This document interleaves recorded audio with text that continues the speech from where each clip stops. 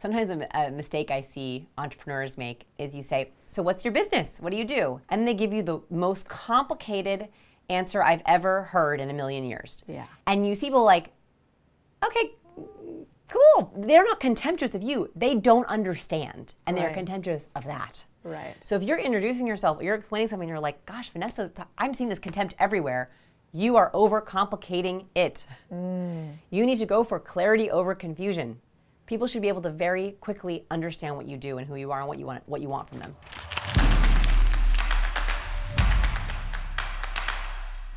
So obviously I love creating content. We post like 50 pieces of it across all my platforms. And if you've ever created content, you know the uphill battle it can be to ideate, write, produce, film, video, and then you have to edit it all. So one of my favorite tools to use for this is Riverside. You've probably heard about it before, but I don't think people realize that it's revolutionized the podcast space by allowing creators all over the world to do the recording in 4K, regardless of internet speed. But they've just released an update that I think any creator is gonna love. So along with the high quality video and audio that they've kind of become known for, you can have editing software so you can edit any video content directly in Riverside. If your team's a little bit more bougie like mine and wants to record the video themselves, and then you can upload it to Riverside so you can use their amazing AI tools afterwards. It can transcribe your video, add customizable caption, analyze that transcript to cut out any dead space in the video. And my favorite part, they have this AI editor feature that will pull short form from clips from my content so we can squeeze all the juice of it out from the many hours it takes to create it. If you think time is money like I do, then Riverside has given me and my team back lots of time, aka money. So I love these guys. And because I love you, I got you guys a deal. So try Riverside for yourself with the link in this episode's description. You can sign up for free using the link and discount code Codie at checkout for a discount on any paid plan.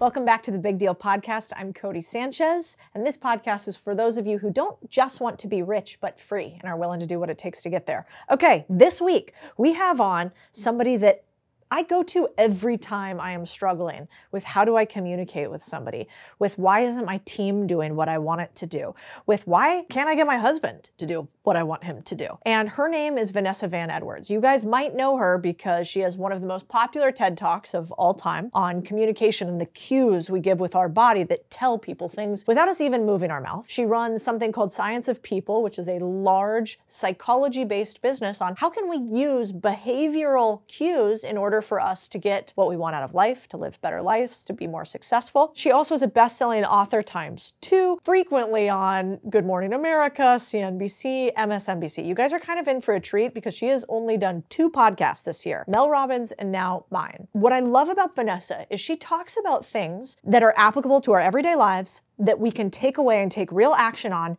but all backed by science. And so she is like a walking encyclopedia of studies and experiments that you can then take and apply to your business. So in this episode today, we go over how do you pitch somebody something so that they will buy it. We talk about how in your business do you communicate in meetings that is probably making people not like you and you to be less successful. We talk about how to communicate with members of the opposite sex to actually figure out if they're into you or going to be into you and vice versa. We also talk about how do you run a business or be successful in business if you're an introvert or if you don't really like people. And one of my favorite ones, how do you tell people no but get them to thank you? So I think you guys are really gonna like this episode. Let's dive right in to a story that kind of blew my mind when Vanessa started.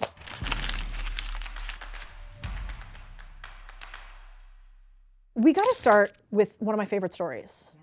Shark Tank, Ring, I'll Say No More. Okay. Ring, billion-dollar company now, was a great idea. Video doorbell. Okay, Jamie Siminoff has this idea. He has lots of growth, lots of traction. He goes on Shark Tank. You think, no-brainer. He enters the tank, he does a pitch, not a good one, but does a pitch, shows revenue numbers, has really promising numbers, and he doesn't get a deal. Months later, he gets an investment from Shaq, Richard Branson, but he failed in Shark Tank. And it is the perfect example, and it was sobering for me. This was back in 2012, 2013, where he had a great idea, literally $1 million idea, but he didn't know how to pitch it and it failed.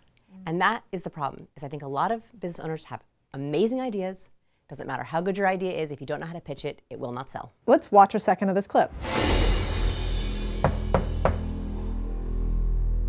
Who's there? It's Jamie. Here to pitch? Who? It's Jamie. Come in.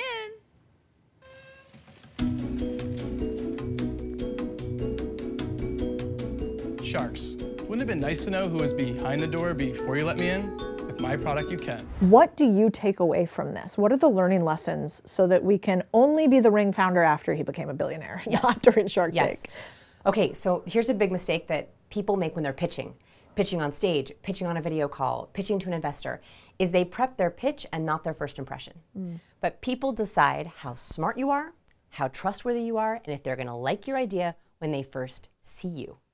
That is even before your opening line. And so what I learned in that was that his first impression was one of the worst first impressions I've ever seen. Wow. So what he did is he was trying to be clever. Is he came in and he knocked on the door of the Shark Tank. And they said, "Who's there?" And he said, "It's Jamie, here to pitch an idea." And he asked his own name. In that moment, I think he lost the deal. The reason for this is because an accidental question inflection, when you accidentally ask your name or your number or your statement, people question you. And so I think in his opening line, and this is a mistake people make all the time, is they ask their name or they ask their number and you're begging people to negotiate with you. I do tons of sales trainings, right? And here's what I hear all the time. "We'd love to have your business, we'd love to work with you, and the price of that will be $5,000. You ask your number, you're telling people, I don't really believe this number and neither should you. Those people have the lowest close rates, the biggest pushback, and also people lack confidence in you. So I think that the first impressions was the really big one there is it's before you even open your mouth or your very first line is actually gonna set you up for an entire pitch. Fascinating. So what should it sound like? Okay, so instead you want to use what's called the downward inflection, and you want to do this, it's much more authoritative, is when we're speaking as humans. Well, can I share a really good study? Just like a juicy study. Okay, so most people when they think about how to pitch, they think about the words they use, maybe what they're wearing or their body language. But actually our vocal power is a secret way that we can show confidence, and here's the study. They brought doctors into their recording studio, and they had them record 10-second voice tone clips, like this.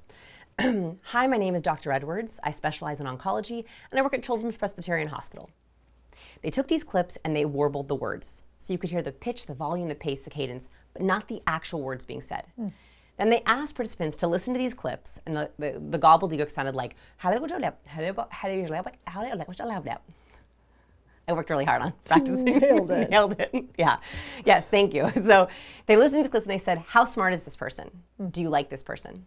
The doctors who had the lowest ratings in warmth and competence had the highest rate of malpractice lawsuits. Whoa. Which means that when you first say, hey, my name is Vanessa, how you say that is, right then people are deciding how smart and how trustworthy you are. And so when we're talking about vocal power, the biggest mistake that doctors made is they asked their names. They said, hi, my name is Dr. Edwards. I specialize in oncology. I work at Children's Presbyterian Hospital. What would have been better is going on the downward inflection. So that sounds like this. Hi, my name is Dr. Edwards. I specialize in oncology. I work at Children's Presbyterian Hospital. Oh yeah, I believe you. Oh my gosh, right? Yes. Like, even I would hire me, and I'm not a doctor. You know, someone who was really good at this, Barack Obama. Barack Obama. There is a cadence he has to his voice, and I do terrible impressions. I will try it for you, but I do terrible impressions. He used to go down, or he still goes down at the end of his sentences, which makes you sit up and listen. So this is my really bad Barack Obama impression, okay? Ready, here it goes. I'm gonna talk about nothing. In our country today, we really have to work on something serious. If we don't work on this problem, we are going to have a major challenge. Right? Like he's slinging his words down at you. And as humans, we think, whoa, if he's going that low and he's telling us what to do, it better be real. Interesting. And so it almost doesn't even matter what the content is, but we hear that vocal tone. So when you're practicing your pitches, practice stating your name, practice stating your numbers, and whatever question makes you nervous, like when an investor's like, so what's the competition in the market? Do not ask, tell. Fascinating. Do you use this also in interpersonal relations, not just pitches? Like what is constantly? What other scenarios would you use this in? Is this how you communicate with your team and also how you communicate with your husband? Yeah, so luckily I think about all these cues as a science. And they are happening all the time. I think there are about 96 cues that people choose from. Like they actually can pick these out and use them in interpersonal relationships. And it happens down to asking your husband where he wants to go to dinner. It comes down to telling your kids what you want them to do. I notice that parents who have kids who don't listen as much are asking what they want them to do instead of saying what they want them to do. So, Gosh, you're right. So this is an assertiveness issue, right? When we talk about assertiveness in the workplace, at home, in interpersonal relationships, if you state your needs, people are much more likely to listen to them. And so it is happening all the time. But it's not just vocal power, right? It's also how we carry ourselves, the kinds of words we use. In fact, the kinds of words we use change how people treat us. For example, there was a study, I love this study, they wanted to know if a single word could change the way people acted. They brought them into the lab, split them into 2 groups. One group was told, today you're going to play the Wall Street game. The second group was told, today you're going to play the community game. The trick was the games were the same. They wanted to know if that one single word switch would change how they interacted. Everyone who was told they were playing the Wall Street game shared an average of 1/3 of their profits. People who were told they were playing the community game shared 2/3 of their profits. That means that when we hear words like community, we are primed to actually act more collaboratively, to actually act more communally. When we are primed to act in a competitive way, like Wall Street, we actually are less generous, but more competitive. So the words you're using with your kids, with your spouses, with your friends, on your team, they are changing things. The biggest mistake I see is bosses send out meeting, video call, one-on-one. What a missed opportunity. If you are doing that, you are blending in. I open my calendar multiple times a day. Call it what you want them to do in that meeting. You want a strategic meeting? Call it strategic goal-setting meeting. Collaboration team session. Accountability call. That way, every single time someone opens their calendar, they're literally being primed on how they should act and behave in that moment. That's such good advice. I'm totally going to steal that. Yes. You know, it's interesting because I was at an event the other day. Well, I was actually at church. And yes. And what I thought was fascinating is I went to 2 different churches over the course of 2 weeks because we're looking for a church here in Austin that I want to be a part of. You saw in the group text. And one of the ones I went to blew me away because of their priming. So they opened it up and they talked about how at this church, they were a community, so they used that word, one. Then they said, and at this community, the job is not for the church and the book to serve you. It is for you to serve the book and the church. Yes. That in fact, if you want to become a better person, and if you want to achieve more of your goals and what you want out of life, that means you have to give first.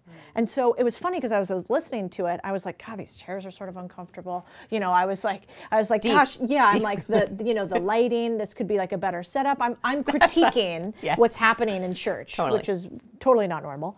And but as I'm doing that, and he says, if there is something that you want differently, if there is something that you think should change, who should be the person to change it? If not you, then who? Who should be the person to change it? And everyone is like, me.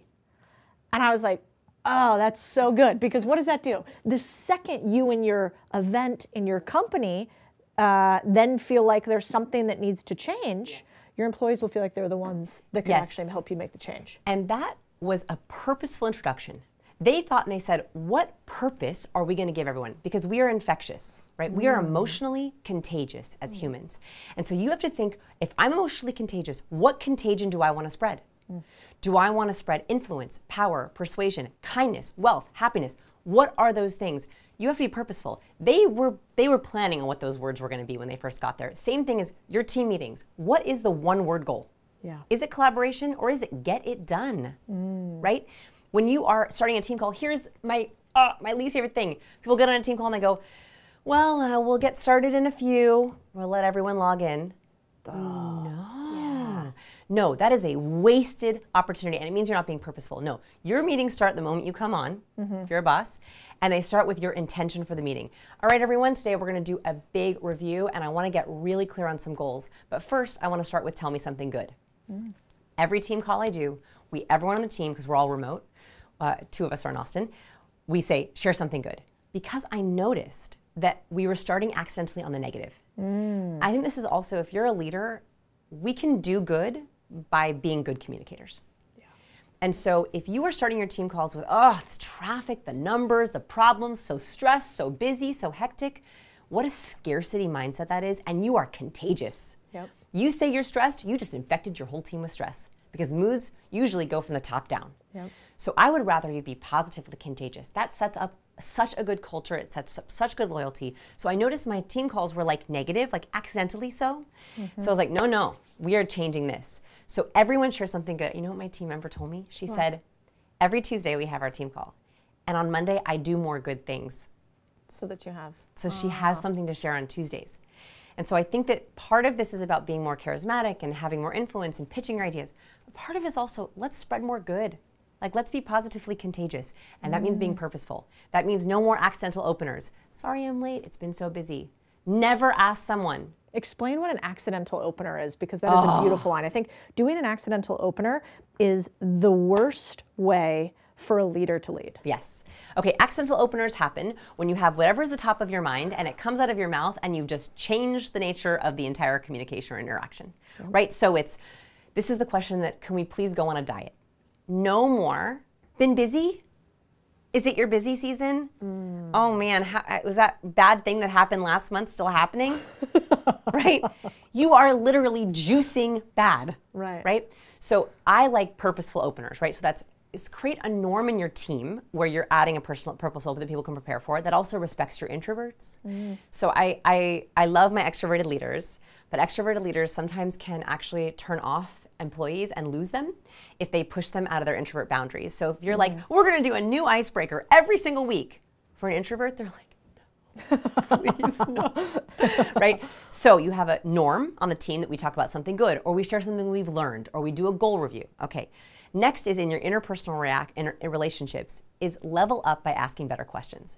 You want to literally juice dopamine. Look, dopamine does a lot of things in our body. I will not overcomplicate it, but it is the chemical of motivation. When someone has dopamine coursing through their bodies, they are motivated to talk, open up, say yes, invest, do new things, say new things. It's the chemical of excitement. We can juice it with our questions. And an accidental opener misses dopamine opportunities. So here's my favorite dopamine opener. Working on anything exciting these days? Yeah. Please stop asking people what they do. I think when you ask someone, what do you do? First of all, it's a social script. You just told their brain, go on autopilot. I'm gonna ask the same boring questions as I always ask. And second, if someone is not defined by what they do, they are answering on autopilot, and then they have no dopamine at all, right? Their brain is off. They're thinking about their to-do list. If you ask someone, working on anything exciting these days, you are giving them such a beautiful contagion, which is they get to think through their head, exciting, exciting, exciting, exciting. That is literally juicing dopamine from excitement in their own life. And it gives them permission to tell you what they want to tell you. It's really good. Yeah, in a perfect world too, then you never have somebody say, oh, I'm just a mom right now. That's it. I'm just, which is also one of my pet peeves. I'm like, gosh, but that is my fault that I opened up the question in a way that made them go automatically to a just answer. I think it's our fault. Yeah. I think we're in charge of how people treat us. You cue people to how you want to be treated. Yeah. And that's with the kinds of questions you ask, the kinds of words you use, how you're holding your body language, and how you're using your voice. Yeah. So if you want to be treated with more respect, more likability, you got to spread it. Let's talk about that. If you want to be treated with more respect, what do you do from a body language perspective? Okay, so respect is a good one. So research has shown that 82% of our impressions of people are based on two traits: warmth and competence. It's not how attractive you are, it's not how tall you are, it's not how rich you are, it's not how successful you are. It's literally how fast can you signal, I'm a friend, trust, and you can rely on me, competence. And so from a body language perspective, the faster you can signal those two things, the moment you hop on screen, the moment you get on a video, the moment you enter a room, the more people like you and respect you. Interesting. And so it is a balance. So what I like to think about is like a recipe, is there are warmth nonverbal cues and there are competent nonverbal cues. So warm cues, these make sense, right? Smiling, authentic smiling, a warm cue. You're nodding. Nodding is a warmth cue, right? When you do a triple nod, research shows that I will speak 67% longer. So when you're just going, oh, I got to but- start adding all but the not nods. bobbleheading. Which is this? No. Oh, right. Right. Too much. Well, also that's also not good, right? Unless you're It's Indian. too much. So if you do a slow triple nod, here I'll demo it for you. Okay. The other person speaks 67% longer. So this is a Stop. Okay. right? That is a nonverbal ... You're telling the other person, I hear you, I see you, tell me more. Now, the pace of this is also important. So you only want to do 3, and pause. And you want to do them slowly. So slow is engaged and curious. Tell me more, tell me more, tell me more. Fast is impatience. Ooh, yeah. So a little secret here is if you want someone to like wrap it up or speed it up, not that you ever would, you can go, It's literally a signal for them to stop talking. So warmth cues, smiling, nodding, a head tilt. So watch the difference between a still face and a head tilt. So if I were to say, I have some news, a head tilt immediately softens you. It immediately adds more warmth. That's a small warmth cue. Competence cues, there's like 15 of them, but those are the easy ones.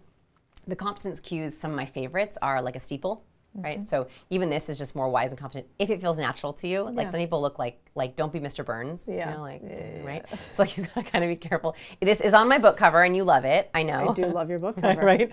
But I'm not, so you have to be careful with this one, but that's a high competence cue. Because your book cover, you've got the crossed legs, so it's like you're dainty, but you're also smart. Dainty. Yeah, because you cross your ankles. Warm. I feel like I always think dainty. Warm. Dainty, I'll take it. Yeah. Take it. It's a great book, by the way. The book's name is Cues, to give you a little plug. Yes, but all of this is in there. So the cover is literally a perfect balance of warmth and competence, as are most of my social media posts. So if you look at my Instagram grid, it's warm, competent, warm, competent. Maybe it'll be warm, warm, competent, competent. We'll have a study post, and then a post of me being silly. And then a funny meme, and then a really hard-hitting study. So even in your business, like, can I give a business example? Please. Okay, so Casper Mattresses is an interesting one. Like, they kind of took the mattress market by storm. And they could have had better mattresses, sure, but their marketing was a perfect blend of warmth and competence. On their webpage, they would have like kids bouncing on clouds. And they would have our research scientists in the Casper lab, and it was a whole science section. And they would have like a quote from Vogue about like the best night's sleep ever. And then they would have someone in a lab coat, like testing a mattress. Right. It literally, you could count the warmth and competence, and that for a human, when they are looking for trust, reliability is immediately helpful. We can do the same thing with our words. So, for example, I love to guess someone's warmth and competence based on their email sent folder. So a challenge for you is... Oh, no. Oh, no. All right, we're going to look at Codie's email sent folder. So you can go into their email sent folder, and I count up the warm words and the competent words. Warm words are words that trigger oxytocin, that makes us feel collaborative. So they're words like best, both, happy, together, cheers, collaborate, team. Words that are competent make us want to get it done. They're words like motivation, efficient, power through, goal, mastery, achieve. So I can tell you how your team rates you on warmth and competence based on your email sent folder. Emojis are warm. Exclamation points are warm. Data, charts, graphs, numbers are competent. And so when you're writing important emails, not all the emails, there should be a blend of both warmth and competence. Your LinkedIn profile should be a blend of warmth and competence. Your landing pages should be a blend of warmth and competence. I think I over-index on the competence. Yeah. Yeah. Although I think it's really interesting because you talked from a social perspective. We've noticed that lately too, that I am so high on the indexing for competence, or what Chris Voss would call assertive too, that when people meet me to interview me, I had two, well, actually I think Chloe said it to me. She met me and she was like, gosh, you're really nice and warm and kind. And I was like, yes. But Thank you. Yeah, it's a common thing that because my content is very serious. Yes. The same thing I was told, you're so much nicer than you look. Yeah. I get that too. Why do you think I wear pink? It's actually very smart. You have to balance. And so this is what's really important is Oprah Winfrey is a good example of this. So Oprah Winfrey has a very, very high balance of warmth and competence. And we like people who have high of both, right?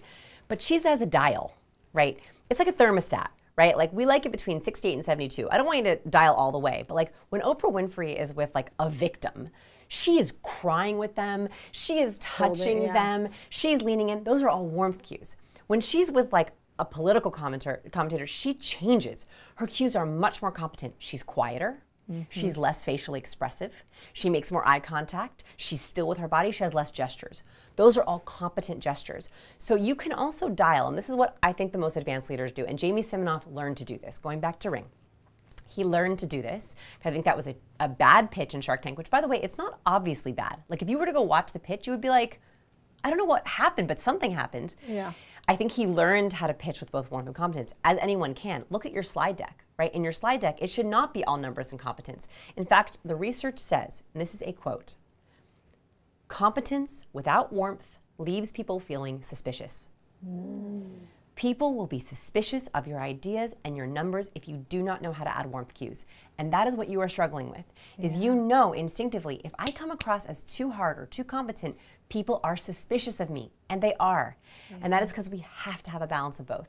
Yeah, it goes to trustworthiness. Yeah, a lot of our presentations, we use memes because memes are an easy way to transfer somebody else's warmth to you. Exactly right. I'm not the greatest joke teller of all time. You're good, you're funny. Oh, thanks. Yeah. But then when I can add somebody else's meme in there, then it softens up sort of the hard blows of business that are realities. Okay, like let's get practical, right? Yeah. So like in your presentation, I like to switch a warmth something into your presentation like every 2 minutes. Yeah. So this is very practical. So competence in a presentation, data, charts, graphs, research, science, study. Warmth, memes, GIFs, demos, fuzzy wuzzy social proof, personal stories. Quotes. Quotes. Good. I love quotes. Yes. Because they make you feel something immediately and you don't have to come up with it. And it's warm. Right. So if you can take that list and you can just make it so that they're even, your presentations will be so much stronger. Same thing on your social media, same thing in your promos, same thing in your ads. Yeah, that's a great point. Yeah, I always wondered, one of the fun things I like to do is go into Facebook ad library, and you can watch in my spare time. Okay. So you can go into Facebook library and you can see all the ads that somebody's running of any business. Okay, what? Okay, And cool. so if you want to try to understand the psychology of selling of any business, it's really easy to see in Facebook. And if the ads have been running for a long period of time, you know that the ad has been working. So if you look at the brand new ads, I don't know, maybe they work, maybe they don't, but if they've been running for a few months, okay, this ad is working. And then I like to go into the ad and see, well, why is it working? And oftentimes it's not what you expect. No. It's like, oh, this had something catchy in it, and it was some sort of warmth and entertainment, and then finally it got to the content. Finally it got to the close. So this is the curse of smart people.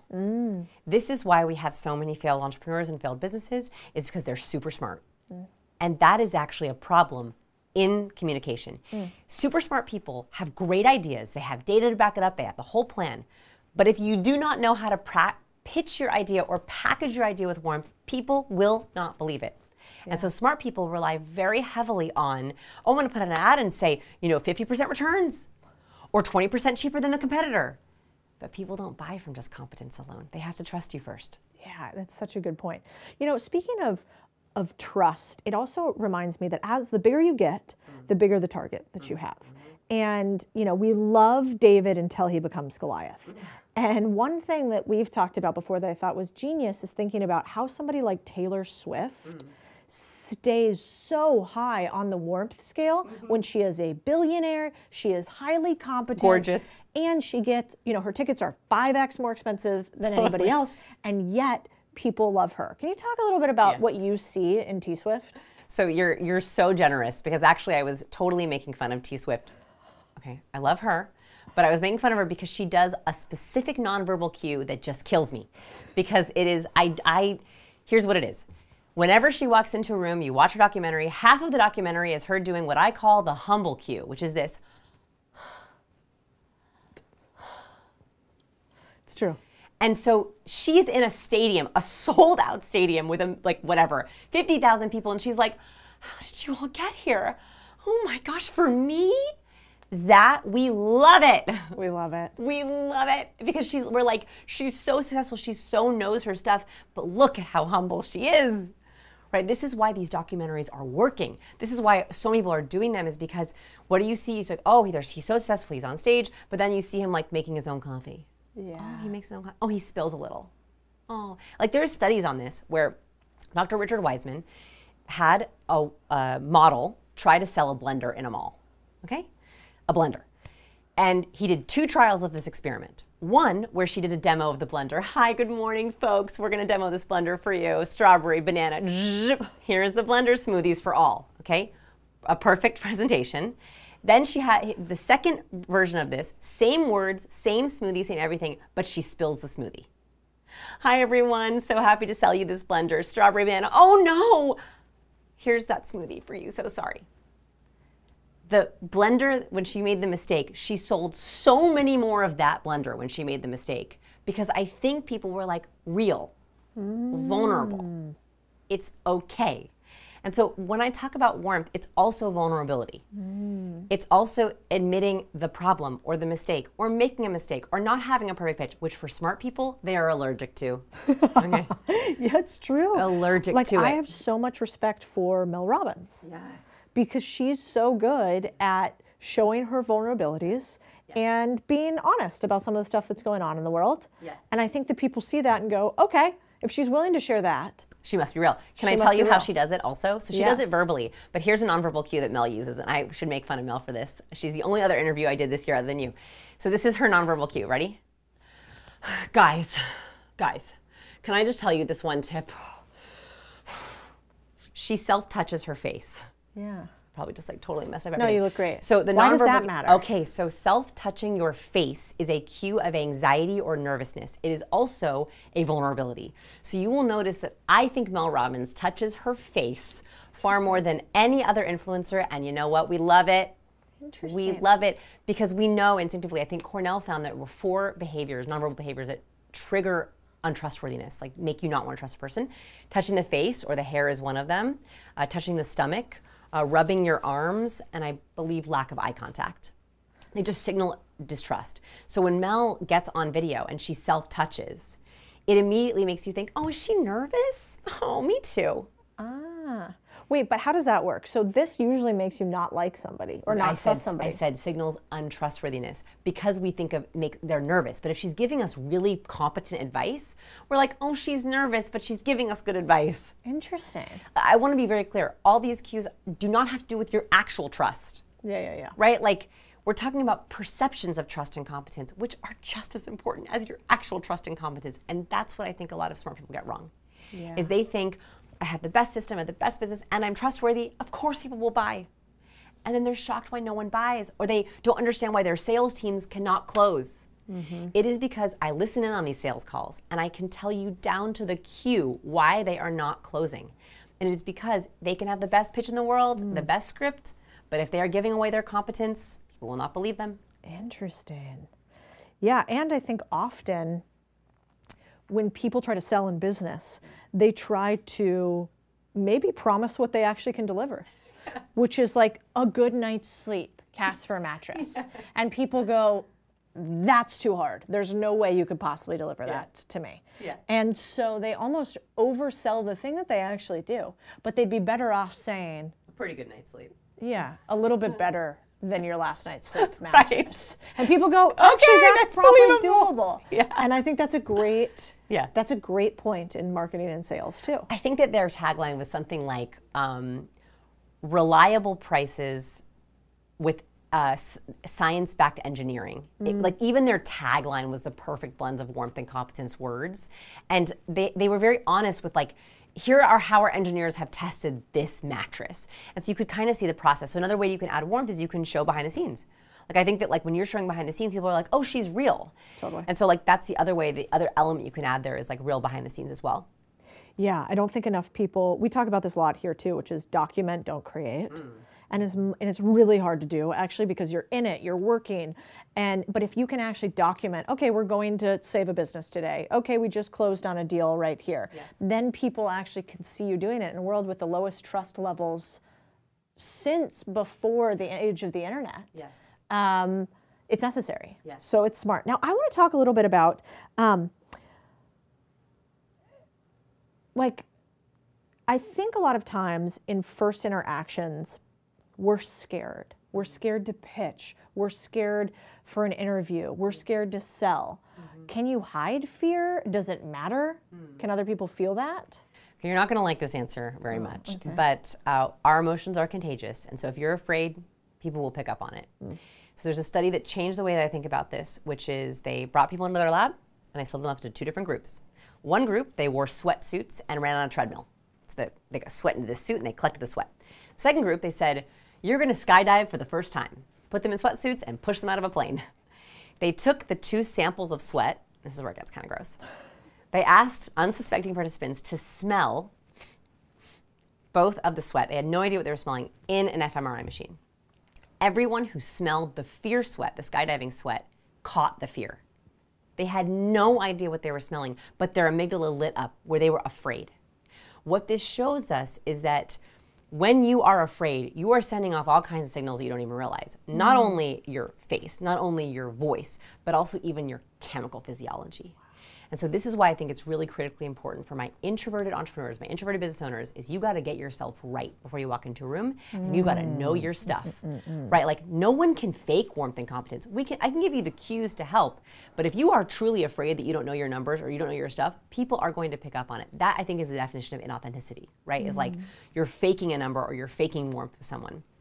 Now, I will say that I think that we can convert our fear into different kinds of social energy. So it's very important for people to understand, are you an introvert, ambivert, or extrovert? Most people think of just introvert and extrovert. There's actually a third category, and most people are ambiverts.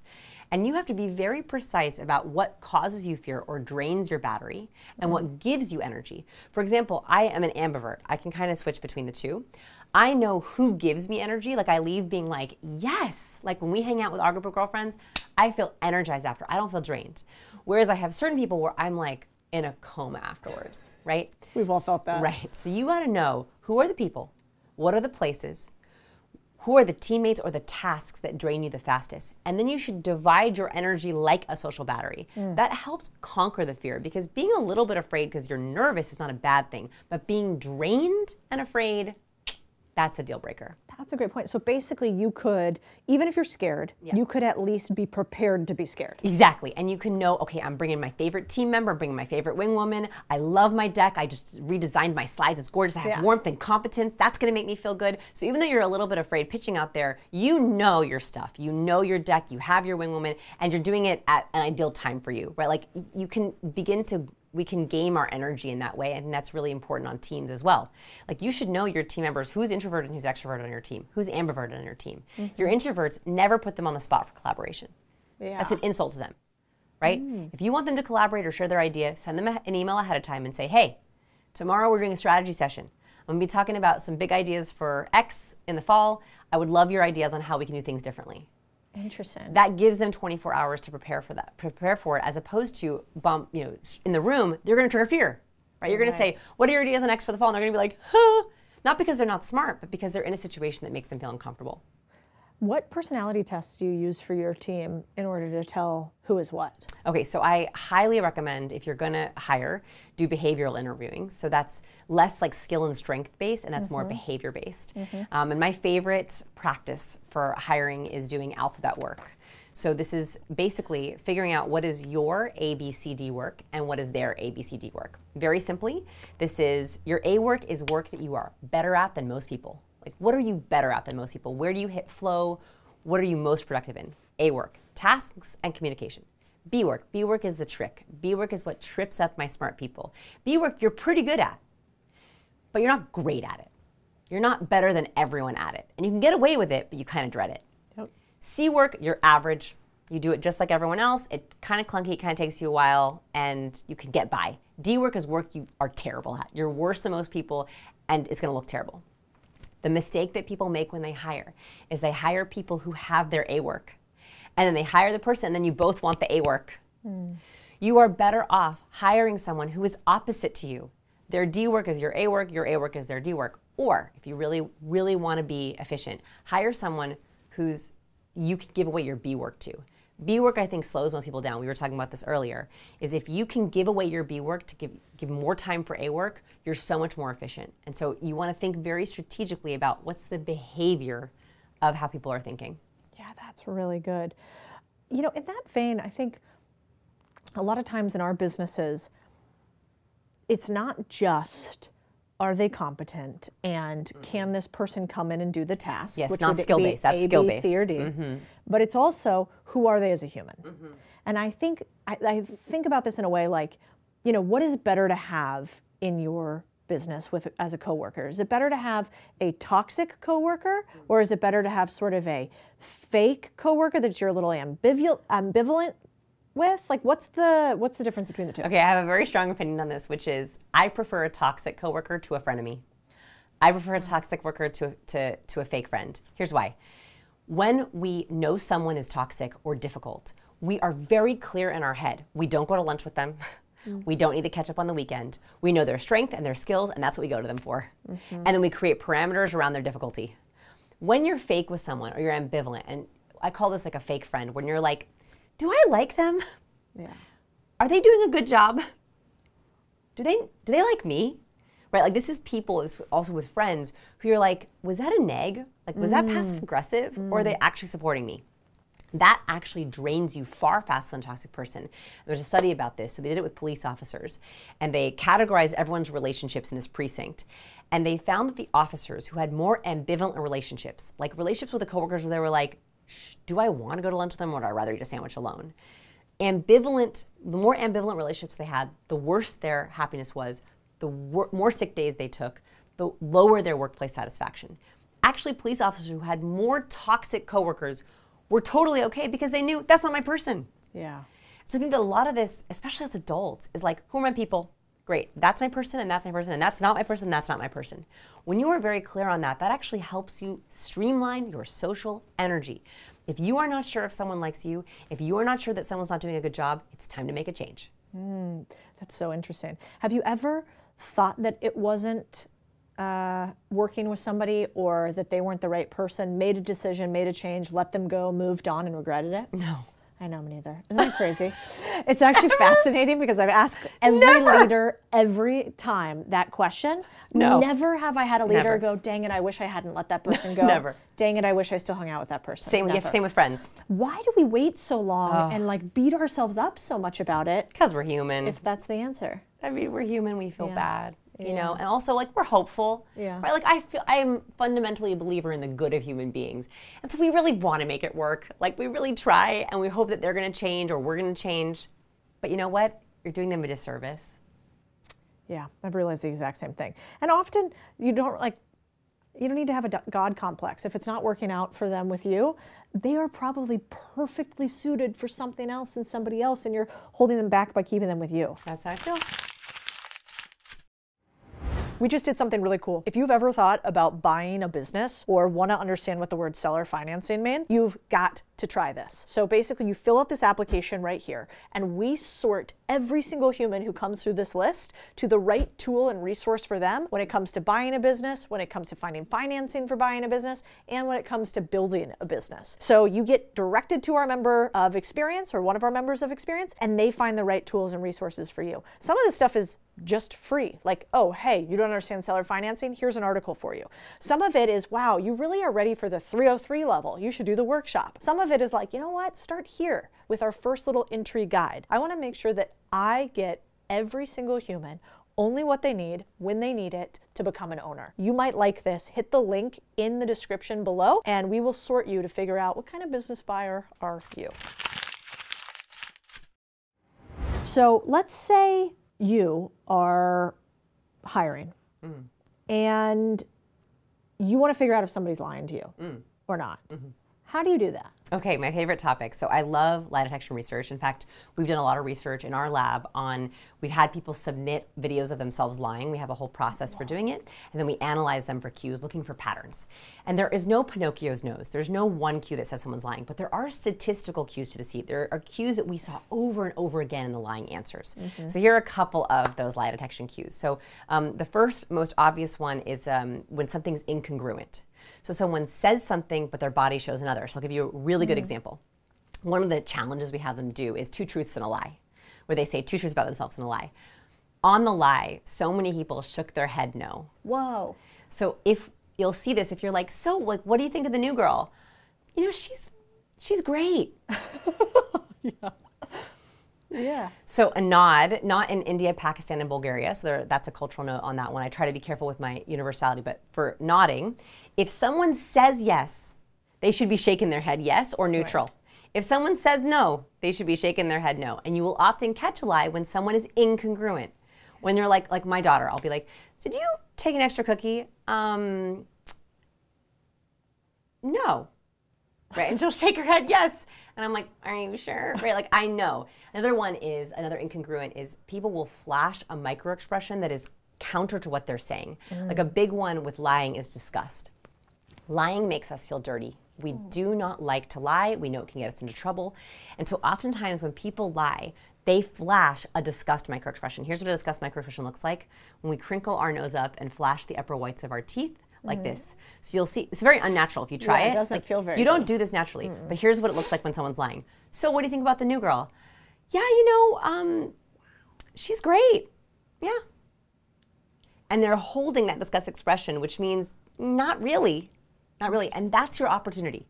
So when you see something incongruent, you say, it's totally fine if you're not jiving. I know it takes a little bit of time. Do you have any concerns? Usually just one question that clarifies gives them permission to tell you the truth.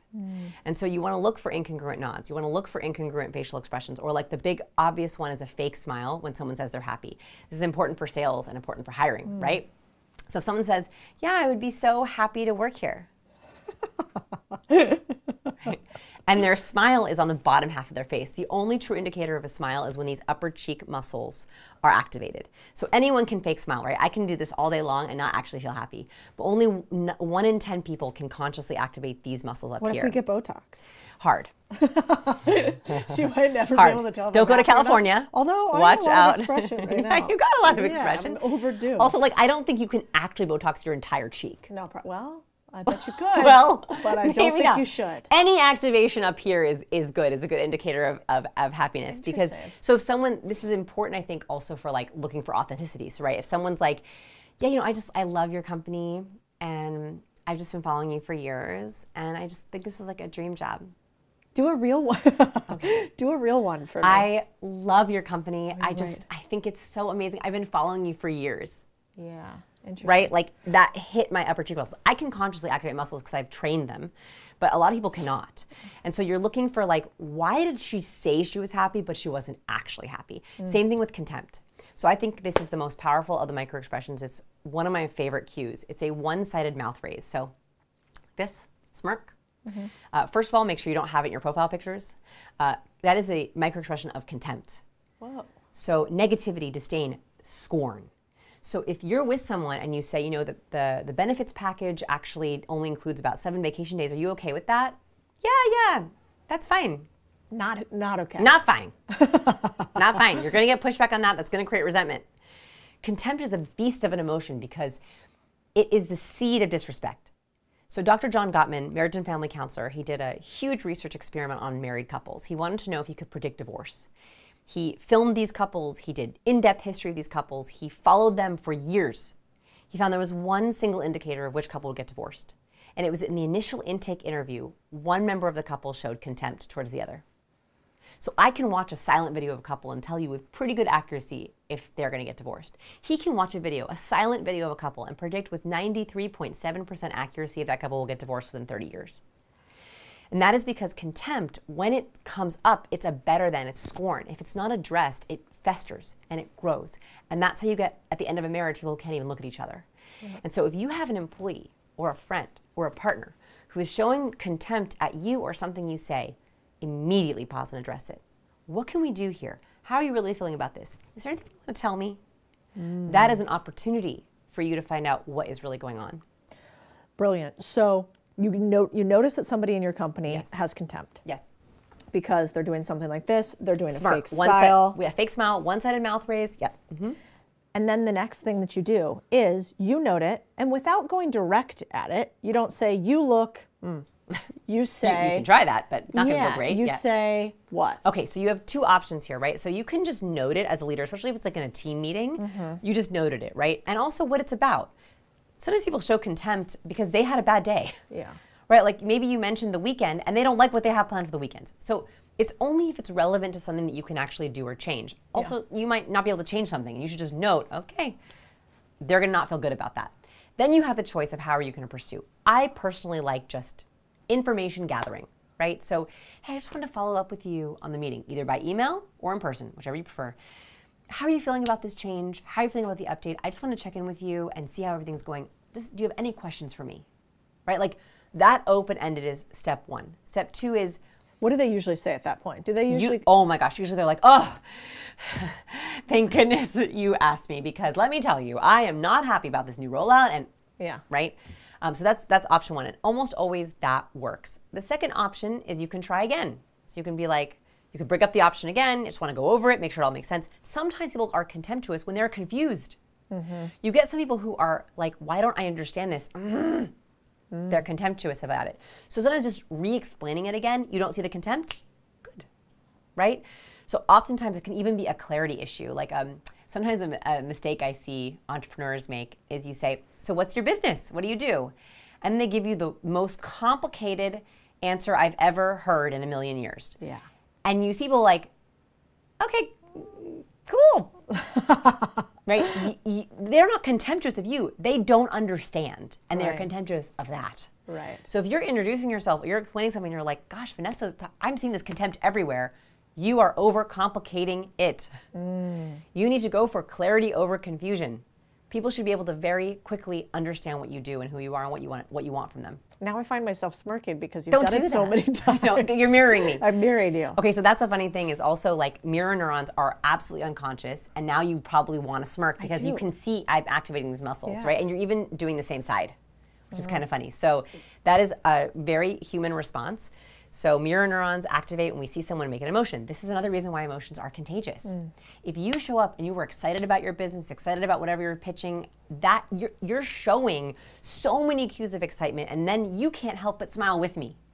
If you are fake smiling, you are less contagious. Dr. Barbara Wild found this. She showed people two pictures, one of people authentically smiling and one of people fake smiling. Everyone who saw the real smile caught it. Their mood got better. Everyone who saw the fake smile, even though they didn't know it was a fake smile, had no behavior change, no mood change. So when we are truly happy, we are literally more infectious. So yes, I think our mirror neurons are a big part of like getting yourself right, and also like love your business, love your people, because it's real hard to fake it. Yeah. Let's talk about the difference between men and women. Ooh, okay. Like, is there a difference in men and women and what you need to do to be attractive and likable? Oh my goodness. Okay, so there's two questions here. So there is big differences between men and women, and that is because men and women send off inherently different cues and different signals. Typically, not always, women have higher voice tones, right? Typically, not always, women use the question and inflection more, and that's cultural, right? A lot of the times, women have been taught, be liked. So they're, as parents, not always, but they're warmth, warmth, warmth, whereas boys are taught, get ahead, be respected. So they're often taught competence, competence, competence. So in the research, by the way, this is Dr. Susan Fisk's research from Princeton University. She calls it the stereotype content model, which is that women, by default, are seen as higher in warmth and lower in competence. Men, by default, are seen as higher in competence and lower in warmth. Now I say, great to know. Like, I would rather know that. That is why I dial up my competence in my presentations. When I'm corporate speaking, the name of my business is Science of People, right? Like, that is the most competent name that you could possibly have.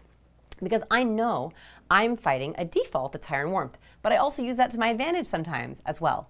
So it's just important to know that default for you, and then you can purposefully dial up as you wish. You know you have a higher in competence, and you have to work towards warmth, right? Like, we got to get you some pink. We got to get you some lace, right? We got to work on it. I'm doing the makeup. And you're not in. You know, but that puts us in control. Yeah. So I'm like, yes, let's know these biases, because we are then in control of being able to dial up as we wish. Yeah. How do you see women do it wrong? Because I've seen in the workplace, at least, there was a generation where they had to be tougher, right? They had to show super high levels of competence, otherwise they wouldn't get ahead. Yes. And then in my opinion, something went a little sideways there for a while, where because we had to do that for so long, then we kind of overcorrected and we went too hard. And so do you ever see common mistakes women make on the level of moving from warmth to competent? Yes, and it is 2 words, vocal fry. I don't know why, but there is an epidemic for women more specifically where they'll say a really great idea, but they don't deliver it well because they're a little bit nervous about it, and so they deliver it with a little bit of like vocal fry. Whoa, so they you're right. change their voice tone, so like it's more like here, where you hear that kind of sizzling factor. Well, it's really hard to like believe an idea when it's delivered like this. It makes me want to cry for some reason. I feel like uncomfortable for you. You're like getting watery. Like, It's horrible. That's awful. And so I hear this all the time, and I think it's like a fear or a lack of assertiveness. And so that is one of the biggest things that women can do to immediately take back their vocal competence is speak louder. If you have vocal fry and you're like, how do I get rid of this? Just speak a little bit louder. It immediately gets rid of it. That is because the moment you add more breath, it gets, vocal fry, gross, is your vocal cords rubbing together like crickets. That's what it is. So the moment you add more breath, it gets rid of it. If you hear someone underserving themselves, like an employee or someone is pitching and they're using vocal fry, say, hey, would you mind speaking up? It will immediately get rid of their vocal fry. Wow. So that's a really big cue that I see, and women don't understand why they're not being taken seriously, or they're being interrupted. Yeah. Or they're being underestimated, or they're being passed over. Interesting. And it's because they're accidentally giving it away. What about men? Men. It's so hard to make universals with men. No, I know it. This drives me crazy. Men think that to be powerful is to be stoic and unreadable. So recently, especially, I see men who are like, Vanessa, I don't need cues. I have no cues. And they will be these leaders who they've gotten rid of all facial expressions. They've literally learned to keep their face completely still. They have no movement, no nodding, no head tilting. They literally sit and listen to ideas completely still with no give back. The problem with that is no cues is a cue in itself. We understand muting as a problem with charisma. So when you are mute or you under-express, it immediately gets rid of your warmth and your competence. So I see these leaders who have trained themselves to go completely still, typically male, and they're like, why doesn't my team open up to me? Why is everyone quitting? Why can't I close these deals? And I'm like, it's because you are so still-faced, and this is something called the still-face experiment. When you are with someone, and I am completely still-faced and completely still body, it is so physically hard for you to open up to me. Like if you were making no movement and no encouragement and no facial expressions, it would be physically hard for me to talk. Yep. And so a mistake that I see men make is they mute and they don't realize that they're losing. It's costing them loyalty. Oh yeah, I've been. You've been in there. Yeah. You're married to a man. Captain Stoic. Yeah. Because a lot of military men are taught that to survive. Oh, for sure. So I have so many amazing vets. We love our vets, and the problem they have is they've gotten rid of all their cues because it was risky for them. And so they used no cues to survive, literally. Yep. And now they have to relearn, what cues am I gonna pick to do this? One of the first cues I teach men, by the way, if this is you, if you're like, oh man, I totally under emote, like no one can read my face, people are gonna tell you you're cold, intimidating, hard to talk to. That's how you know that's you. One of the first cues I'm gonna teach you is visible hands. So this works also in the military. So a lot of folks that we have in the military, they'll use this because visible hands is an immediate trust signal. It immediately warms you up, especially in your first impression. The moment you hop on a video call, morning, good to see everyone.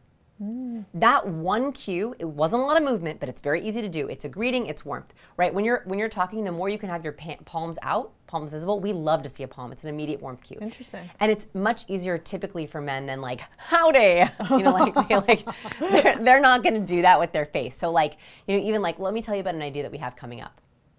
Just that one palm flash, a palm flash is really nice for like, I'm open to your ideas, I'm not concealing anything. It actually goes back to like a very primal part of our brain. We love to see a palm.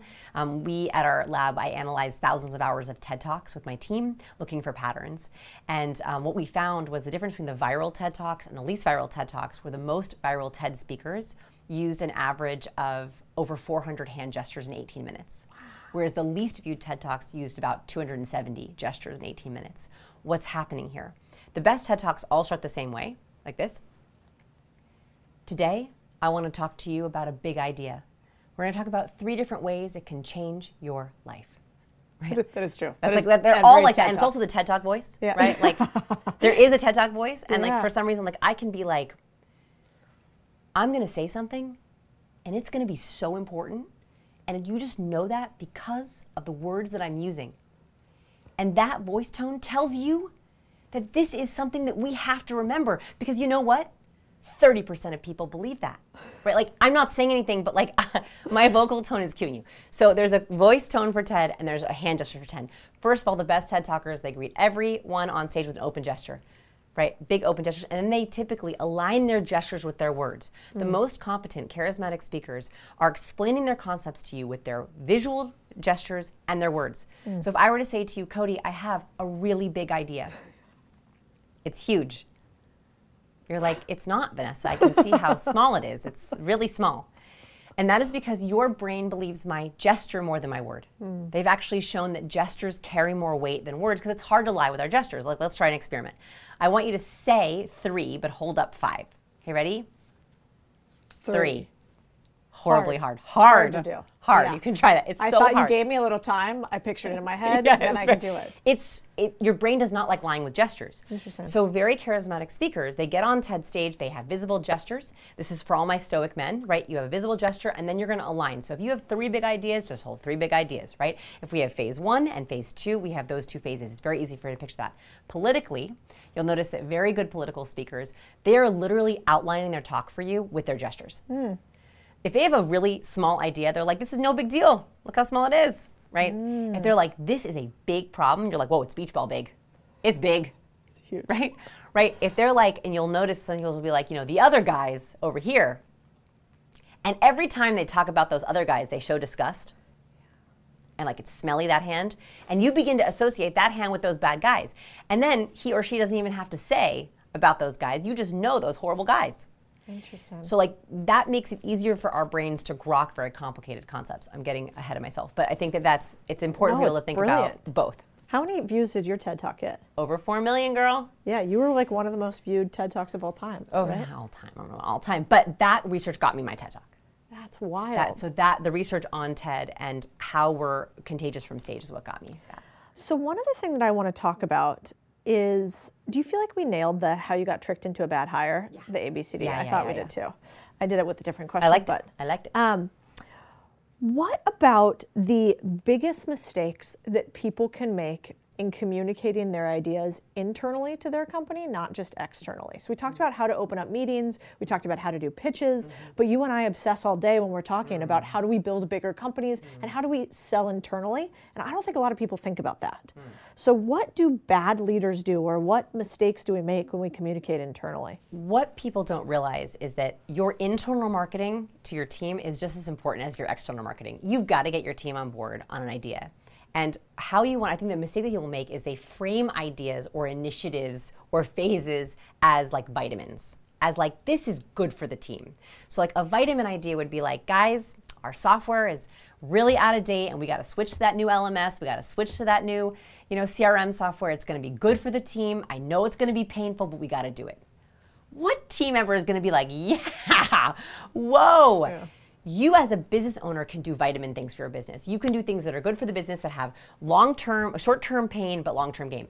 Your team members aren't thinking that way. You're lucky if they're thinking 6 months to a year at your company. Yep. So you want to try to emphasize, what is the painkiller? Why is this going to help us immediately? That's going to help them get over that short-term pain. So the difference between a vitamin and painkiller, vitamin is like, this is good for us, it's going to be really, we should do it. A painkiller is like, how you're having lower close rates because we lose contact cards?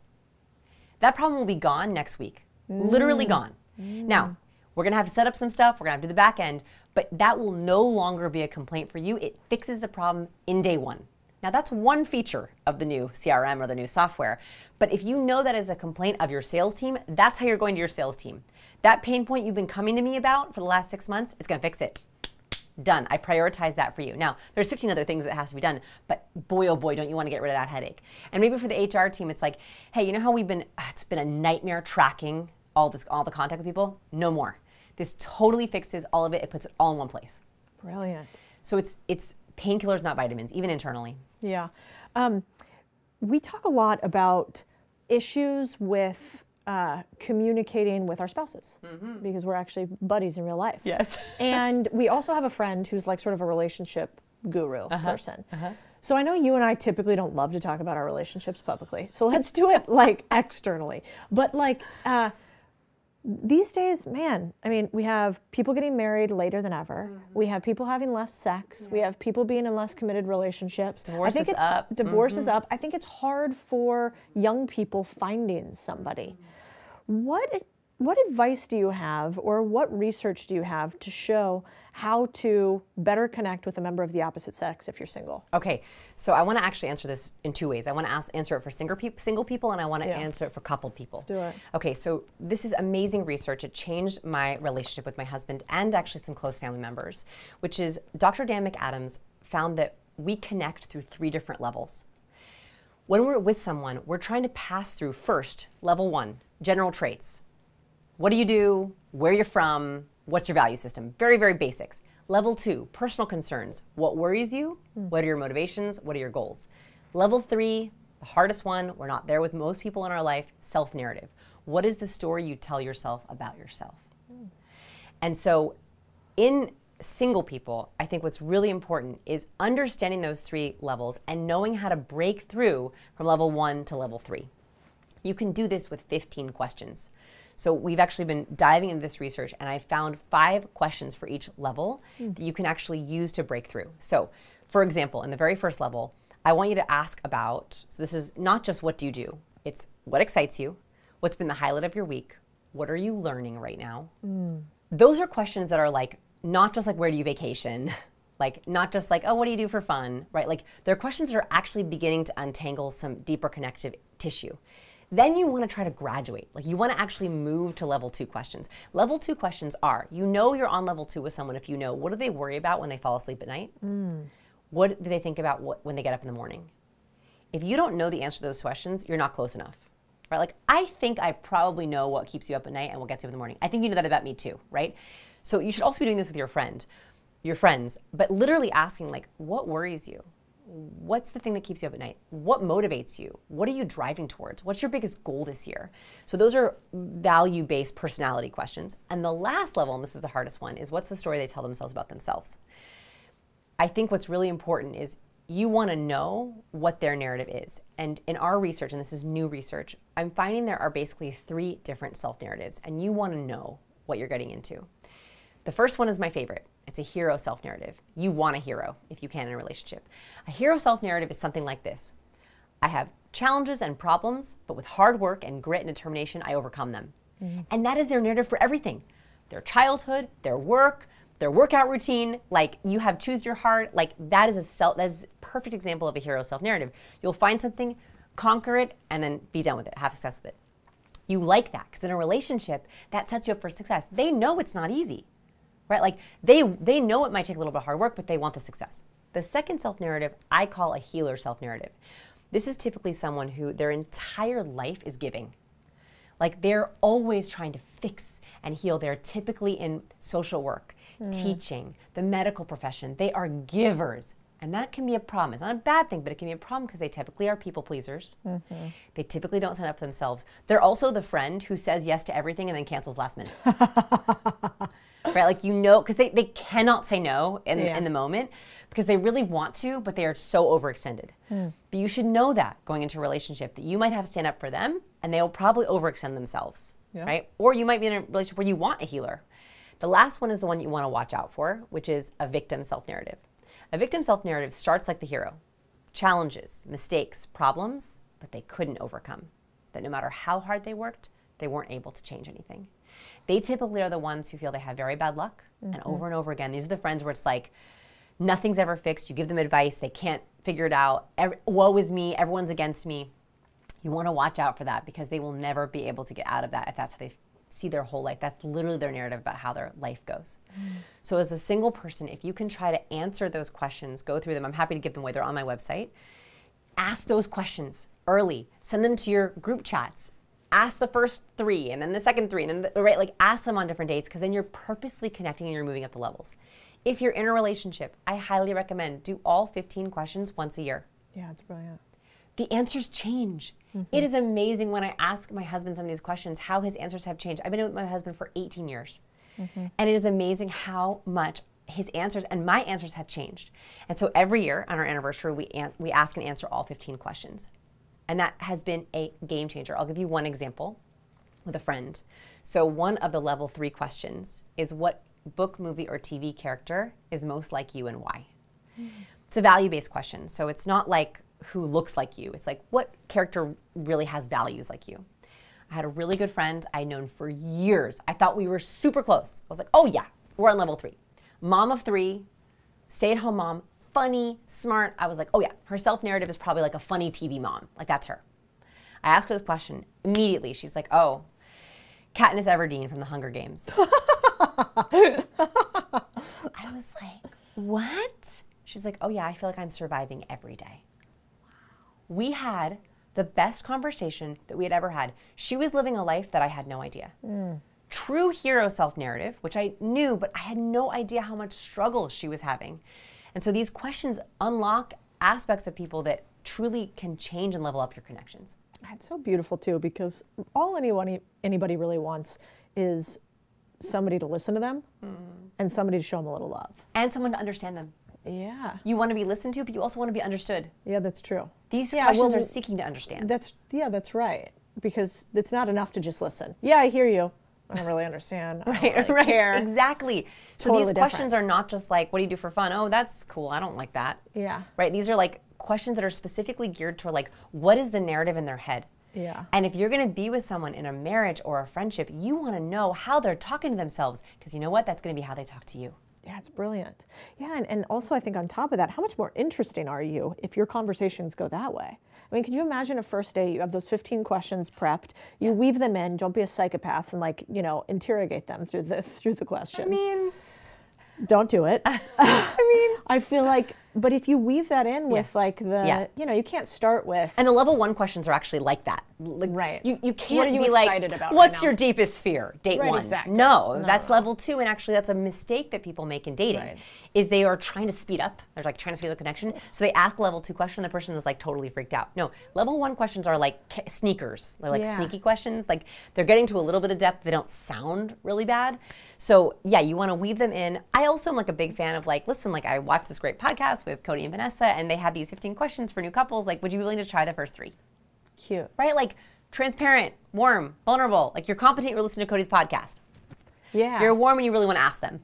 Yeah. Right? Like I am for radical transparency. Like, if I don't want to do something, I'm like, no, I'm not doing it. Right? Yes, like you do. I am for it. And so like I'm like, you want to ask them 15 questions because you like them? Tell them, I like you so much that I want to go to level 3 with you, but we're on date 1. So can we start with the first 3 questions? Right? Like, your face looks bad. Are you contemptuous of me? Please tell me. Like, I'm for it. Yeah, I'm like for that. it. And so that's, by the way, like you asked about likable and attractive, and that's what makes us likable and attractive, is we're asking like really intentional questions that are opening up the lines of connection in a totally different way. Hey y'all, I don't know about you guys, but this podcast is killing me. She is so good. So if you are loving this podcast like I am, like a little possum digging in trash, just looking for buried treasure, I think you should make sure to give this a review. We are obsessing on this one idea, which is, can we get a bunch of humans to tell us what you really think about this podcast? What you want, what you don't. I read every single one of the reviews on there. So put your little mitts on those 5 stars if you feel like it and give us some feedback. I appreciate every single one of you. Let's go back to Vanessa.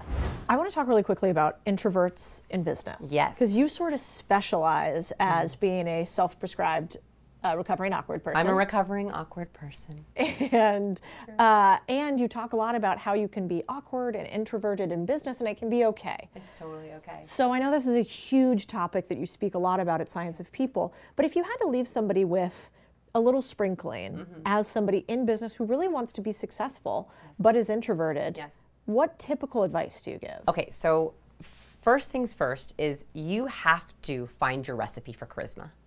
I think that I used to believe as an awkward person, this is what unlocked my awkwardness, is there was only one type of charisma. That to be liked, to be successful in business, because I've been running my business for 15 years, right? Like I put my first video on YouTube in 2007. And I thought to be successful on YouTube, I'm so old. I know, I'm aging myself. Between the two of us. I know. So in 2007, I thought the only way to be popular on YouTube was to be a bubbly extrovert. Yeah. I literally thought that was the only type of charisma. But actually there are different flavors of charisma. You can absolutely be the quiet, powerful introvert. You can be the empathetic healer. You can be the wise question asker. And I think once I was so awkward because I was faking being an extrovert. I am not an extrovert. So the key is stop pretending to be an extrovert. Yeah. You do not have to be an extrovert to be successful in business, but you do have to find your flavor. So the question is, what is your social strength? Is it storytelling? Is it being funny and humble? Right? Like I think Taylor Swift has a great social strength of being grateful in a stadium full of 50,000 people. That is hard. Like Usher, when he walks out, he's like, what? Yeah, I deserve you being here, right? Like that's his vibe. And that totally works for Usher. But that does not work for Taylor Swift. And if she tried to do that, people wouldn't like it. Comment if you remember who Usher is, if you're old like us, because I feel like you're also dating us now. Yeah, You're like, so the thing is, back when Bach was playing and Mozart was in season. Oh no, Mozart, my friend Mozart. But you're right. So she can have a totally different vibe than a rapper. Yes, and so I think like find your vibe. Like social skills come small. Like it's not just like presenting. It's storytelling. It's using memes. It's being funny. It's sharing a case study. It's one-to-one. Like for example, as a leader, I know one-to-one I do really well. Like I prioritize those meetings because I just do better in them than like the big all hands kind of meetings. But you're such a good presenter. That surprises me. On like a big stage for sure, but like on our team of like 10, you know what I mean? I'm like, are you okay? Are you okay? Are you okay? Are you okay? Is everyone okay? Like it's actually like very hard. So we have one big call a week. That's it. Yeah. Otherwise it's one-on-ones with me. So like understand what your strength is. Like what down to the specific skill. Is it presenting, art, keynotes, being funny, right? So like understand your specific strength and don't be afraid to be vulnerable. Like I think a little story is I was at an invite-only muckety-muck event here in Austin with a lot of VIPs, a lot of really important people who live in Austin. Like the most important people in Austin, like they were there, right? It was in this huge mansion. And so I get invited and I'm like, why was I invited? I do not deserve to be here. And like I walk in like awkward penguin, you know, and they put us all in a circle. There was 30 of us, 25 of us. They put us all in a circle and they go, one by one, we're gonna introduce ourselves. And I'm not joking, okay? Someone was like, well, I founded insert huge company that you definitely know, and I'm like a billionaire and I own the world. The next person was like, I cured cancer and I'm curing future cancers that don't exist, and I am an amazing doctor. And then, like, it was like insane. Okay, like, and they're going around the circle, and I'm just like, like it's getting to me. I'm like, I'm a YouTuber. I write books about people. Like, you know what I mean? Like, just. So it gets to me, and I'm like, I'm a recovering awkward person, and the whole circle was like, and starts to laugh. Like everyone's like, oh, yeah, me too, me too, me too. And I was like, and I help our awkward, smart people connect. If you're awkward and you don't have anyone to talk to later, just come find me. I have a YouTube channel and a couple books. I will tell you, almost every single person after me referenced me. They were like, I'm awkward, like her. Laugh again, cue laughter. And after the circle broke up, everyone in the circle came to talk to me, including like the important muckety mucks over here, right? Because they were also very awkward. And so it made me realize, like, don't pretend, don't fake it, don't show off. Let people impress you. Stop trying to impress them. Yep. And be a little vulnerable. It's okay to say that you wished you were home watching Netflix. Yeah. Like, it's okay to say, you know what, I have at night, I do my passion project, and during the day I drive Uber, right? Like, stop flexing. Like, I think it's okay to be vulnerable and be like, my passion, I'm doing this, and we're getting to the next level, but we're having some trouble with staffing. If you know anyone, like, that's how we actually impress people. You know what's interesting, though, is you do it in a way where you don't give up your competence. Oh. And so I think that's the really hard part. Like, I know when I was first getting on the internet after being in finance for a long time, and I didn't really want to explain that I ran a media company and I had this holding company, I would say, like, I make TikToks. Yeah, and I was friends with you when you used to say that. I'd be like, girl. Yeah, and I think at that point, it was because I didn't want to explain more, and it was like an out. It was a little bit of an out, but it's not a great out, because when you're in rooms with those important people, you don't want them to go, oh, well, she's got an OnlyFans. You know, like you, I bet they did. They're like, oh, that bitch, you know, gonna slide her a bill later. Yeah, gonna look you up. How do you spell your name? Codie? What, I-E? Capital D. Anyway, so oh, no. I think the point is you really have to think about how can you be vulnerable without losing your competence. Do you have opinions or advice on how to do that? Because yours is perfect. You're like, I'm recovering, aka I'm not all the way. Awkward. Lots of people who are smart consider themselves awkward. Yes. I do X thing, which shows competence, followed by two really impressive things. Author, and I have a big media company. Yeah. But like, it's perfectly crafted. You would not be watching this if you don't have a good business idea. Yeah. Right? And so I think, like, being vulnerable is being true and sharing your good idea. Yeah. I also think if you can add a credibility marker, it helps. Like, for example, I noticed that when I added Wall Street Journal's best-selling book, it immediately upped my perceived credibility, because anyone can have a best-selling book on Amazon in like the category of like awkward people, right? Like, no. Yeah. So that was like, okay, so is there a way in your, like, for example, if I say I'm a recovering awkward person, I have a TED Talk about being awkward, right? Like, that's a credibility marker that I can very quickly say. Or like, I have best-selling books through Penguin Random House, right? Like, so in the beginning of my career, I was saying TED Talk, I was saying Penguin Random House, I was saying like the big credibility markers. Like, I just got asked to teach a Harvard class. You can bet I'll be adding that into my bio.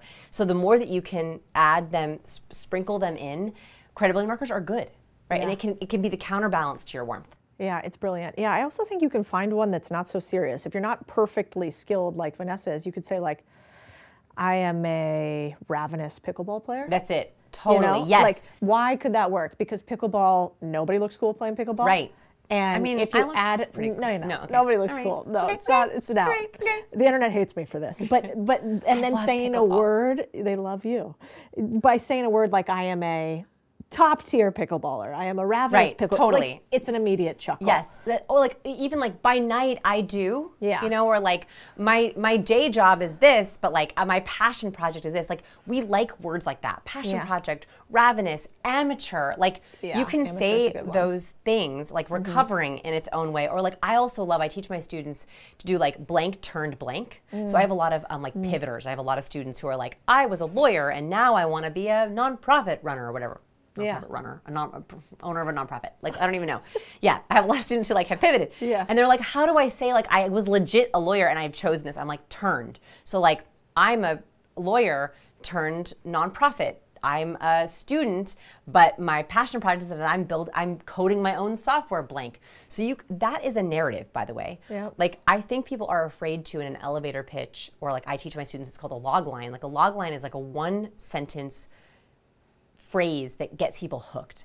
And every movie in Hollywood comes with a log line. And so you should have a log line. It should be a one sentence hook to what you do, and it should be a story. And you can do it in one sentence. Like me saying, I'm a recovering awkward person turned YouTuber, that's a story. Like, that's an interest. You're like, what? Yeah. Like, I want to hear. So it's like, I'm a scuba dive instructor turned family law lawyer. Like, we like a story like that. And so I think that if you can do I'm a blah. Yeah, you know, it's the hero's journey. Totally. And you can do that in one sentence. You know, former nerd turned Spider-Man. There you go. Exactly. I think on my book they put in reformed Wall Street investor turned small business owner. By the way, her book is so good. Well, you know why? So Because I did get an early edited- copy, and I edited the shit out of it. Yeah, and you it was had the best feedback. Also, it's so good, guys. You know what's really so fun good. is when you know your friends, finding ones who their love language is some portion of what you need to. Like you, I remember you said explicitly to me, I want to be the best editing help of anybody of all of our friend group. I'm highly competitive, and I wanted to give the best advice. You wanted to I'm highly competitive, and like it was fun. It was fun for me to do it, and I said, "Am I the best?" Oh, you were the Well, best. Fernando, we have a friend. we have one friend who- competed with me on the editing, but it is so good. Like, if you have not ordered it yet, it is so good. thank you. The edits I had were small in comparison to the book. Yeah. No, they were really important. You know, the edits, I think a couple of the things that you taught me the most about communication in general is one, that story is more memorable than stat. Yeah. And so like make sure if you're gonna tell some statistics, wrap it in a story so Warmth, that people competence. can remember. Yeah. And then you also mentioned a lot about how this is about the reader. Yeah. So, you know, we had a lot of diagrams and data and stuff in there. You Beautiful were there. diagrams, Right, beautiful and you're things. like, get to the point and why do they care? Yeah. And we did that really tight up front because I wanted to make sure that people lasted through that first chapter to get into the meat, and that was really helpful. I also think like this is for anyone, whether you're writing a book or starting a business, is like you want to compliment the person who is reading it. You want to compliment the person who is buying it. You want to compliment the person who deigned to visit your page. You want to compliment the person who opened your email. Like, I've been writing an email newsletter for literally 14 years. Like, it took me 1 year to get my. And it's huge. My newsletter is huge. I personally write every single word because I know that I should be letting them impress me. I should be over-delivering. I should be aggressively helpful. And so I think it's the same thing as like, how can you compliment your person? Like, how can you ask the right questions or set them up for success? Like, that is a way we spread goodness. It's so good. Okay, I want to close out with something a little bit different that I don't think you talk about very much, which is you are one of the categorically happiest business people I know, and you have the best balance in your business while running a business with quite a lot of zeros. Yeah. And so I know you're private about a lot of this, but what do you think the key has been to moving from somebody who did 452 videos, all of the different businesses, every speaking spot, to 2 podcasts this year that you've done, you know, taken an entire summer off, really a sabbatical. Yeah, I take summer sabbaticals. Yeah, oh yeah, you've taken now multiple. And you have 2 wonderful kids and a beautiful husband. Like, what's your secret? Just because you can doesn't mean you should. Yeah, it's an annoying statement. How often do I say that to you? A lot. A lot. Every other day. I don't have a podcast. Yeah. I can do a podcast. Should I do a podcast? No, because I should go on everyone else's. Yeah. That is better. I have a newsletter, and I put everything into that because I should be doing that because that is a direct line of communication with my people. TikTok, don't care. I'm on there because my team has forced me. But like, I shouldn't do it. I shouldn't be making reels for TikTok. And you don't post it yourself? No. That's all done third party now? It doesn't convert. And so I think like it's very important for a business owner to focus relentlessly on what is actually converting to your business. And I mean dollars, right? Like, I have a tight team. Like, we want to keep overhead as low as possible. Like, if it is not converting, if a job role is not converting, it is not a role. And so it's all the things you could do, making a big list of that. And every year we make a big list of all the things we could do. And then we play stop, start, continue. And this is my favorite game to play, and we do it all the time. It's like, okay, what should we stop doing? Is this actually converting? This role, this task, this person, down to, I realized that checking my inbox was not converting into actual work. Yeah. And so I figured out how to outsource it to my assistant, who is amazing, shout out Carolyn, so that she can actually go through my inbox and do everything that needs to be done with a very precise system, so that I'm spending now 10 minutes every other day on email, as opposed to 3 hours a day. That was really painful. It took 6 months to get rid of my inbox, but it was not converting. So that went on the stop list, right? What is actually converting? That's continue. That's the shortest list, right? Like, what you're actually continuing. And then stop is if it's not converting or it's draining your soul, it has to stop. Yeah. Sometimes it takes a while to undo things. Yeah, it's so true. Totally selfish question for me. You get a lot of asks. Vanessa, come on this show. Come speak here. Come do that here. How do you respond to things and teach your team to respond to things so that the person who gets your nose feels like it's lovely, thinks so highly of you? Everybody always loves you. What's the secret? I'm like, yes, everybody. Yes, they do. No, radical transparency and vulnerability. So it sounds like this. Thank you so much for this podcast offer. You know, Vanessa is on a podcast sabbatical because she hates them. I did you and I did Mel because I like you both, and this is fun. Yeah. Otherwise, I don't like it. Yeah. Right? Like seriously, or like, my favorite one is like, if it's personal, like someone texts me and they're like, can you speak at my conference? I want to speak at your conference. That was the easy one. But like, I don't want to speak at someone's conference, and I say, you know what? I would love to. I'm so honored you thought of me, but my plate is as full as I like right now. Yeah. My plate is as full as I like right now. I also love the word sabbatical. Like, I am on a podcast sabbatical. I'm not doing new podcasts. When I'm in summer sabbatical, I am on summer sabbatical. I maybe work 5 hours a week in the summers because I want to spend time with my kids. And so like, it's when people understand, it's not personal to you. I'm literally on a summer sabbatical. I'm not doing calls. I'm not doing video calls. I'm not doing pitches. I'm not email. I schedule all my content out. I'm off. I'm out. And that makes people not feel like it's personal to them. So radical transparency and blaming a system. Blaming a system works so well. Sabbatical. Vanessa's not doing any speaking events in the fall. Sorry. Yeah. Oh, you know, Vanessa's recovering from her book tour. She'll pick back up in December. Yeah. That's a system. People cannot fight against a system, but that means you got to have systems. Well, that's a really good point. So that's basically the structure is, if you want to respond to a thing but have the other person almost thank you for the response, it's first, profusely thank them. And gratitude, appreciation, because that's honest. Yes. Second is have a system in place where you say, because of X system, Y action will or will not work. Yes, because of X system, it will not work, and it's nothing personal to you, but you can't fight it because it's a system. Or a very real and vulnerable thing that if I say I hate people, you don't want me to come. Like, for example, Nick Ray, love, love Nick Ray. He invites me to some things and I go and I love it. But some things I'm like, I don't like people. Same. And I literally write back and I'm like, I don't like people enough to go to that. I'm awkward. And he goes, I know. Right? And like that is a very real and vulnerable share. Or like sometimes people invite me to things and I'm like, it's after 9 p.m. I don't do after 9 p.m. That's a personal system. It's like, oh, she doesn't do after 9 p.m. Yeah. And you know what? You wouldn't want me after 9 p.m. Oh, 1,000%. You would not want me. Same. And so I think that like if it's a vulnerable share that like people wouldn't want that. Yeah. Then it's easy to say no. Yeah, vulnerable share and maybe even a little humor.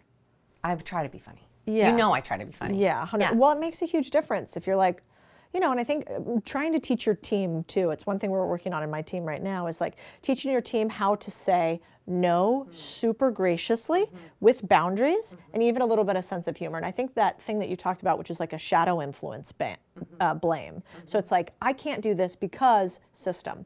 I can't do this because promises to the business. Yeah. I can't do this because whatever. Yes. Then you're never the blame. They're not the blame. This other third party is the blame. Yes. And one more thing I'll add there is we found a lot of success with like, you know what? Vanessa's on podcast sabbatical. We're going to add your podcast to a list so that if and when she decides to pick it back up or she has a book launch coming up, we can reach out to you. Yeah. And by the way, that happens. Yeah. You know, like when I have a launch, I'm like, you know what?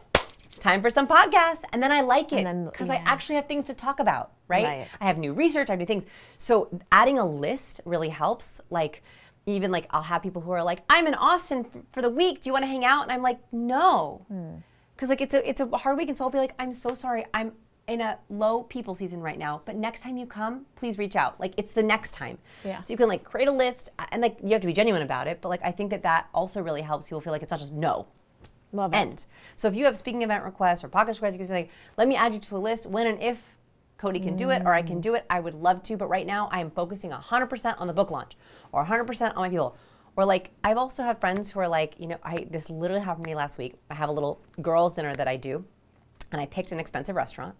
And that was shame on me. I should have done that. And my friend said, I'm so sorry. I can't afford to eat out right now. It's been hard for the business. Oh. I was like, I am so sorry. Like, how did I do that? And so like she was super honest with me and it was really transparent. And I was like, oh my gosh, let's go somewhere super easy. Let's do a picnic. And like then we had a really great deep discussion. So like even that, like being like, hey, I'm pinching pennies for the business. I can't go to Costa Rica right now with you. Yeah. Like don't make an excuse. Like say the truth. Yep. That's so beautiful. Okay, it's tough out there in the world right now. We're getting communicated negatively everywhere. Not my Instagram. We're very positive. You are very positive on your Instagram and YouTube. But I think the newsletter, like if you're going to sign up for one thing, it should be like Science of People, the newsletter. I'm very proud of my artisanal, organic, handcrafted newsletter. It's really good. That's how it feels. And like it's I'm long. making like. So you should definitely go to Science of People.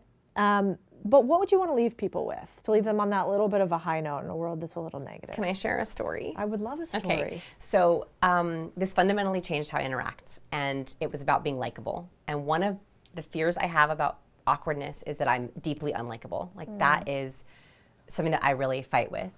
And so I found this study, and what these researchers did is they wanted to figure out what makes someone likable. So he followed thousands of high school students across a variety of high schools, and he categorized them based on popularity. And then he looked at every variable he could think of. Athleticism, GPA, humor, attractiveness, like everything he could think of. And there was one predictor across all the grades and all the high schools. Yes, there were popular kids who were athletic or smart, but there was one that all the popular kids across all the schools had. They had the longest list of people that they liked. Oh. Meaning that if you want to be likable, all you have to do is go around aggressively liking people. Oh, that's wild. That's so And good. it totally reframed for me. Like, all I need to do is stop worrying about being likable or being impressive or being funny or being whatever. Actually, what I have to do is find ways to aggressively like the people that I'm with. Asking better questions, searching for good, assuming good, expecting good. And so what I would leave you with is, if you want to be more likable, you need to be hunting for good in others. In every conversation, in every email, in every discussion, it's like, how can I like this person more? That is such a better way to be internally, but it's also like a beautiful way to be externally. That's so pretty. May I ask you sort of a personal question? Of course. Why were you worried about being profoundly dislikable? Where do you think that comes from? I don't know. I think I'm different. You know, I think I'm a little different. Like, even you will say to me, like, Vanessa, like, you dress so weird. And I'm like, I know. You do. And I do. You have 2 of the same dresses in 42 colors. That's it. That's it. It's my Steve Jobs moment, okay? Like, you know, I just am a little weird. Like, I do weird things. I have weird hobbies. I don't dress like other people. I never did. You know, I was like always the girl in school who like, I had like the bowl cut and like the plaid vest and all the other girls were wearing Juicy. Aging myself. You know what I mean? Like, I was listening to like Simon and Garfunkel while the girls were listening to like Backstreet. You know, like, I just like... Which means now you're cool. Yeah. Back then. And so I think like I'm just a little odd. Like, I even do things differently than our friends do, you know? And so I think like that's why, is because for a long time, like that was a bad thing. And now I have people who love me for it. Like when I text you, you're like, what are you doing? And I know that you love me, even though I'm like, let's go do weird activity, insert weird activity. That's interesting. So at one point, that made you really scared and nervous. And it literally turned people off because I was like not with the right people. And when you're young, it's hard, you know, like God, a 14-year-old girl. Too. Yeah. That was a nightmare. So now if I have a friend that's like, you do what for fun? I'm like, oh, we're not, okay. Like, we're not going to be friends. That's cool. Yeah. Whereas like in a group of friends where they're like, well, good for you for doing that. I'm like, yeah. You know? You know what the other thing is too, is now you doing that, I think has allowed our group of girlfriends to all bring weird things that we each want to do. Everyone's been weirder. We never would have done that. No, for now sure. You're actually kind of normal. You're a little basic now. People have brought out, it brings out the weirdness in people, totally. Yeah, which is a beautiful thing to think about. Like, if that thing inside of you is so weird, different, nobody's on board with it, what sort of magic do you shake out if you share it? Because I bet there's people that are even weirder than you. Yeah, I'm waiting for you to be weirder. Yeah, I mean, I know. All I do is business. I know. Business. I need some hobbies.